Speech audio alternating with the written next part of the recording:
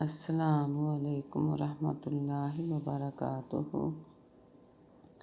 نحمدہ ونصلی علی رسولہ الکریم، اما بعد فاعوذ باللہ من الشیطان الرجیم، بسم اللہ الرحمن الرحیم۔ رب اشرح لی صدری ویسر لی امری واحلل عقدۃ من لسانی یفقہوا قولی۔ ہر قسم کی حمد و ثنا اللہ جل جلالہ کی ذات کے لیے اور بے شمار انگت درود و سلام سید الکونین رسول الثقلین امام القبلتین جناب محمد رسول اللہ صلی اللہ علیہ وآلہ وسلم کی ذات پر۔ بسم اللہ الرحمن الرحیم۔ وَلَا تَحْسَبَنَّ الَّذِينَ قُتِلُوا فِي سَبِيلِ اللَّهِ أَمْوَاتًا بَلْ أَحْيَاءٌ عِندَ رَبِّهِمْ يُرْزَقُونَ فَرِحِينَ بِمَا آتَاهُمُ اللَّهُ مِنْ فَضْلِهِ وَيَسْتَبْشِرُونَ بِالَّذِينَ لَمْ يَلْحَقُوا بِهِمْ مِنْ خَلْفِهِمْ أَلَّا خَوْفٌ عَلَيْهِمْ وَلَا هُمْ يَحْزَنُونَ۔ سورۃ آل عمران کی 2 آیات میں نے اس وقت آپ کے سامنے تلاوت کی ہیں۔ ان آیات میں اللہ پاک نے ارشاد فرمایا ہے، جو لوگ اللہ کی راہ میں اپنی جانوں کا نذرانہ پیش کرتے ہیں، جو لوگ میرے راستے میں شہید کر دیے گئے ہیں، ان کو مردہ تک بھی نہ کہو، یہ بھی نہ کہو کہ وہ مر گئے ہیں، بلکہ وہ میرے ہاں زندہ ہیں اور میں نے ان کے لیے جنت میں رزق تیار کیا ہوا ہے۔ دعا کرو اللہ پاک شہادت کی موت نصیب فرمائے۔ شہید کا مقام بہت بڑا ہے۔ نبی کریم صلی اللہ علیہ وآلہ وسلم نے فرمایا، شہید کے ایک خون کا قطرہ زمین پر بعد میں گرتا ہے، اللہ پاک ساری زندگی گناہ پہلے ہی معاف فرما دیتے ہیں۔ آج میرا دل چاہتا ہے کہ اس مظلوم شہید کی شہادت کا تذکرہ کروں، جس نے اسلام کے بہت بڑے جرنیل اور عظیم انسان حضرت عثمان رضی اللہ تعالیٰ عنہ کو 18 ذو الحجہ کو بڑی بے دردی اور مظلومانہ طریقہ سے شہید کر دیا گیا۔ یہ وہ عثمان ہے جس کے بارے میں ایک ایک مقام پر میرے نبی کریم صلی اللہ علیہ وسلم نے 8 مرتبہ فرمایا، اے لوگو، اگر عثمان آج کے بعد کوئی بھی عمل نہ کرے تو عثمان پھر بھی جنتی ہے۔ یہ وہ عثمان ہے جس کو یک کے بعد دیگرے میرے مصطفیٰ صلی اللہ علیہ وسلم نے 2 بیٹیاں عطا فرمائی۔ جب میرے مصطفیٰ صلی اللہ علیہ وسلم کی پہلی بیٹی فوت ہوئی تو حضرت عثمان رضی اللہ تعالیٰ عنہ رو رہے ہیں۔ آپ فرماتے ہیں، عثمان تو کیوں روتا ہے؟ حضرت عثمان رضی اللہ تعالیٰ عنہ عرض کرتے ہیں، اللہ کے رسول، پہلے لوگ کہتے تھے کہ وہ عثمان نبی کا داماد آ رہا ہے، اب وہ رشتہ ختم ہو گیا ہے۔ آپ فرماتے ہیں، میرے عثمان، رونے کی ضرورت نہیں، حضرت جبرائیل علیہ السلام میرے پاس آئے ہیں اور آ کر مجھے پیغام دے رہے ہیں کہ اے محمد صلی اللہ علیہ وآلہ وسلم، اللہ پاک نے مجھے بھیجا ہے کہ عثمان رضی اللہ تعالیٰ عنہ کو اپنی دوسری بیٹی کا رشتہ بھی عنایت فرما دو۔ حافظ ابن کثیر البادیہ میں لکھتے ہیں، پھر وہ دن بھی آئے کہ میرے مصطفیٰ صلی اللہ علیہ وسلم کی دوسری بیٹی بھی فوت ہو گئی۔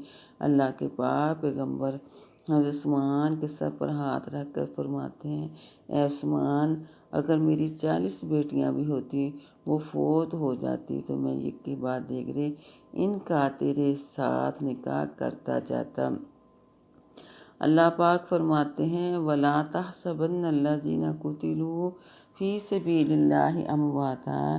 اے دنیا جہان کے لوگوں، جنہوں نے میری راہ میں اپنی جان کا نذرانہ پیش کیا ہے، جو میری راہ میں شہید ہوئے ہیں، ان کی میرے نزدیک بڑی شان ہے۔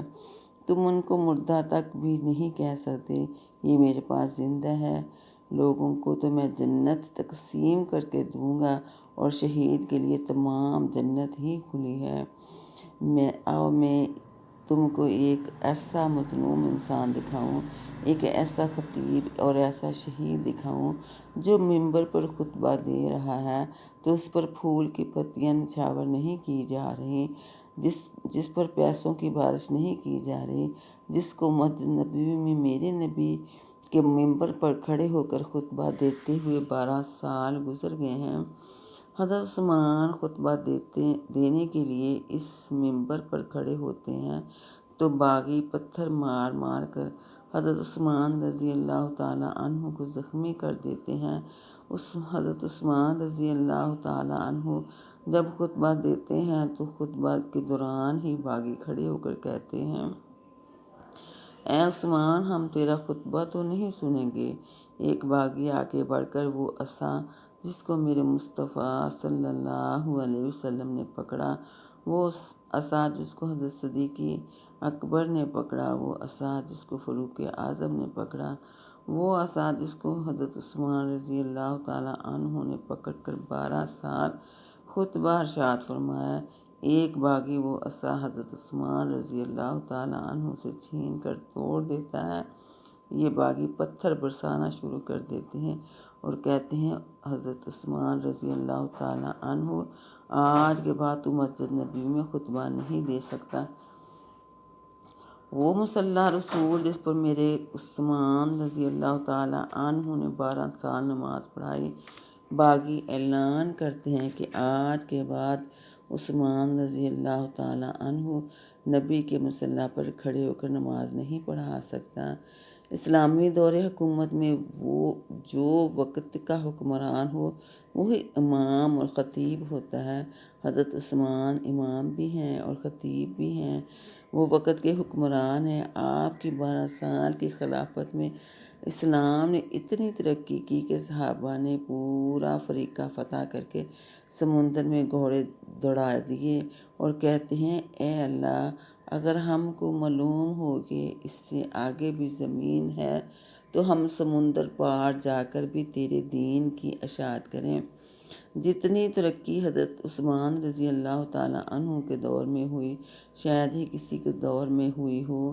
پوری دنیا میں اسلام کا جھنڈا لہرا دیا گیا، لیکن آج اس خطیب کو ممبر پر پتھر پڑ رہے ہیں، اس کو گالیاں نکالی جا رہی ہیں۔ حضرت عثمان بے ہوش ہو کر زمین پر گر پڑتے ہیں، صحابہ کرام اٹھا کر دارالخلافہ میں لے جاتے ہیں۔ تھوڑی دیر کے بعد آپ کو ہوش آتا ہے تو آپ فرماتے ہیں، اے نبی کے ساتھیوں، ذرا مجھے یہ تو بتاؤ کہ مدینے والوں کا کیا حال ہے۔ حضرت عثمان کو فوراً فکر پڑ گیا ہے کہ کہیں مسلمانوں کا خون خرابہ تو نہیں کر دیا گیا۔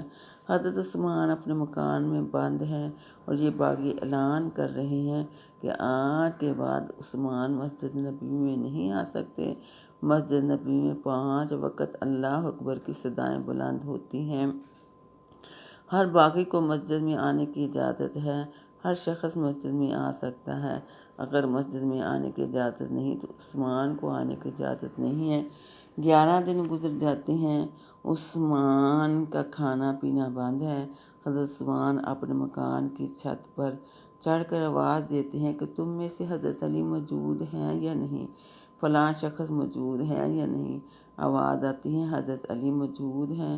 آپ فرماتے ہیں، آج 11 دن گزر گئے ہیں، عثمان رضی اللہ تعالیٰ عنہ تک پانی تک نہیں پہنچا، کوئی آدمی پانی کا بندوبست کرے۔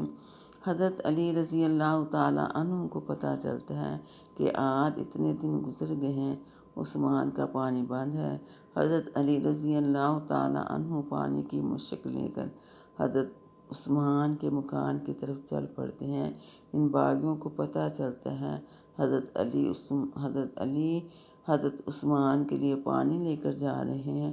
باغی دوڑ کر تلواروں سے حضرت علی کی مشک کو سوراخ کر دیتے ہیں اور کہتے ہیں، اے علی، ہم عثمان تک پانی کی ایک بوند بھی نہیں جانے دیں گے۔ عثمان اپنے بالا خانے پر چڑھ کر فرماتے ہیں، اے باغیوں، سن لو، میں نے تم کو اللہ کی قسم دے کر پوچھتا ہوں، جب اللہ کے نبی مدینے آئے تو مدینے میں میٹھے پانی کا ایک ہی کنواں تھا۔ یہودی مہنگے داموں مسلمانوں کو پانی دیتے تھے۔ میرے نبی کریم صلی اللہ علیہ وسلم فرماتے ہیں، اے میرے صحابہ، چندہ جمع کر کے 1 دن کا پانی یہودی سے خرید لو۔ حضرت عثمان غنی کو پتہ چلتا ہے تو عثمان عرض کرتے ہیں یا رسول اللہ صلی اللہ علیہ وسلم، چندہ اکٹھا کرنے کی کیا ضرورت ہے، آپ دعا فرما دیں اور میں کوشش کرتا ہوں۔ آپ یہودی کو جا کر کہتے ہیں، اے یہودی، کیا میں اور تو کاروبار اکٹھا نہ کر لیں؟ ایک دن میں پانی فروخت کیا کروں گا اور ایک دن تو پانی فروخت کیا کر۔ یہودی رضامند ہو جاتا ہے۔ وہ بحر روما جس کی عاد حاجی زیارت کرنے کے لیے جاتے ہیں، میرے عثمان نے 35,000 درہم دے کر آدھا پانی خرید کر مسلمانوں کے لیے وقف کر دیتے ہیں۔ حضرت عثمان رضی اللہ تعالیٰ عنہ اللہ کے پیغمبر کی خدمت میں حاضر ہوئے اور عرض کرتے ہیں، یا رسول اللہ صلی اللہ علیہ وسلم، میں نے یہودی سے آدھا کنواں خرید لیا ہے، میں نے اپنی باری میں پانی بیچنا ہے۔ ایک دن یہودی پانی فروخت کرے گا اور ایک دن میں بیچوں گا۔ مسلمانوں میں اعلان کر دو کہ جس دن میری باری ہو اس دن پانی مفت بھر لیا کریں اور اتنا پانی بھریں کہ دوسرے دن پانی کی ضرورت پیش نہ آئے۔ تاریخ الخلافہ میں موجود ہے۔ عبداللہ ابن عباس رضی اللہ تعالیٰ عنہ بیان کرتے ہیں کہ سیدنا ابو بکر صدیق کے زمانہ میں قحط پڑ گیا، غلہ نہیں ملتا تھا، لوگ بڑے پریشان ہیں۔ لوگ صدیق اکبر رضی اللہ تعالیٰ عنہ کو آ کر کہتے ہیں، سونے قحط سالی پڑ گئی ہے۔ ابو بکر فرماتے ہیں، گھبراؤ نہیں، ایک دو دن تک اللہ تمہاری پریشانی دور کر دے گا۔ دوسرا دن گزرا تو میرے عثمان رضی اللہ تعالیٰ عنہ کا غلے سے لدا ہوا 1,000 اونٹ شام سے مدینے پہنچ جاتا ہے۔ پتہ چلتا ہے کہ حضرت عثمان رضی اللہ تعالیٰ عنہ کا غلے سے لدا ہوا 1,000 اونٹ مدینے پہنچ رہا ہے۔ مدینے کے تاجر دوڑ کر آگے آئے۔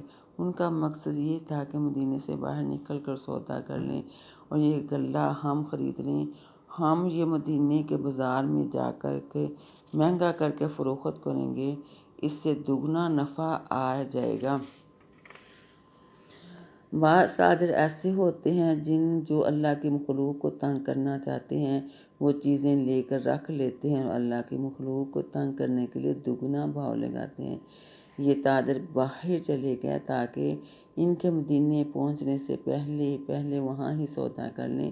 یہ مدینے کے تاجر عثمان غنی رضی اللہ تعالیٰ عنہ کے پاس پہنچتے ہیں، کہتے ہیں، عثمان ہم سے سودا کر لے۔ حضرت عثمان فرماتے ہیں، تم مجھے کتنا نفع دو گے؟ تاجر کہتے ہیں، 10 کے 12 لے لو۔ آپ فرماتے ہیں، یہ منافع تھوڑا ہے۔ تاجر پھر کہتے ہیں، 10 کے 14 لے لو۔ حضرت فرماتے ہیں، یہ نفع بھی تھوڑا ہے۔ تاجر پھر کہتے ہیں، 10 کے 18 لے لو۔ حضرت عثمان فرماتے ہیں، یہ نفع بھی تھوڑا ہے۔ یہ تاجر کہنے لگے، ہم مدینے کے سب سے بڑے تاجر ہیں، ہم آپ کا غلہ خریدیں گے، آپ کس کو غلہ فروخت کریں گے؟ حضرت عثمان فرماتے ہیں، میں نے تو وہ ایک ایسا تاجر تلاش کیا ہے جو 1 کے 70 دینے کے لیے تیار ہے۔ یہ تاجر حیران ہو کر واپس اپنی دکانوں پر آ جاتے ہیں اور دیکھتے ہیں کہ اے عثمان، ہم تلاش کرتے ہیں کہ وہ تاجر کون ہے جو تجھے 1 کے 70 دینے کے لیے تیار ہے۔ راتوں رات اونٹ مدینے پہنچ جاتے ہیں۔ حضرت عثمان رضی اللہ تعالیٰ عنہ کے گوداموں میں غلہ پہنچ جاتا ہے۔ ادھر سے ایک اعلان کرنے والا اعلان کرتا ہے کہ اے مدینے کے غریبوں، فقیروں، محتاجوں، سن لو، عثمان کے گوداموں کے منہ کھلے ہوئے ہیں، جتنا کسی کو غلہ چاہیے جا کر وصول کر لے، کسی سے کوئی پیسہ نہیں لیا جائے گا۔ تاجر کہتے ہیں، واقعی اتنا منافع کہاں سے کوئی دے سکتا ہے؟ وآخر دعوانا ان الحمد للہ رب العالمین۔ آئیے مختصر سی دعا کرتے ہیں۔ ربنا آتنا فی الدنیا حسنۃ وفی الآخرۃ حسنۃ وقنا عذاب النار۔ اللہ پاک تیری بندی تیری بارگاہ میں حاضر ہے۔ اللہ پاک تیری مسکین بندی تیری بارگاہ میں حاضر ہے۔ اللہ پاک تیری محتاج بندی تیری بارگاہ میں حاضر ہے۔ اللہ پاک تجھ سے مانگنے والی تیری بارگاہ میں حاضر ہے۔ اللہ پاک ہم ہمارے دلوں کو اپنی محبت کی طرف پھیر دیں۔ اے اللہ پاک ہم سب مسلمانوں کو ہر وہ خیر و برکت اور بھلائی عطا فرما جس کی ہمیں ضرورت ہے۔ اے اللہ پاک ہمیں ہر حال میں شکر اور صبر کرنے والا بنا دے، اور اے اللہ ہمیں ان لوگوں میں شامل فرما جو تیرے فرما بردار ہیں، جن سے تو راضی ہے اور جن پر ہر لمحہ تیرا انعام نازل ہوتا ہے۔ اے اللہ پاک ہم سب کے ایمان کی حفاظت فرما۔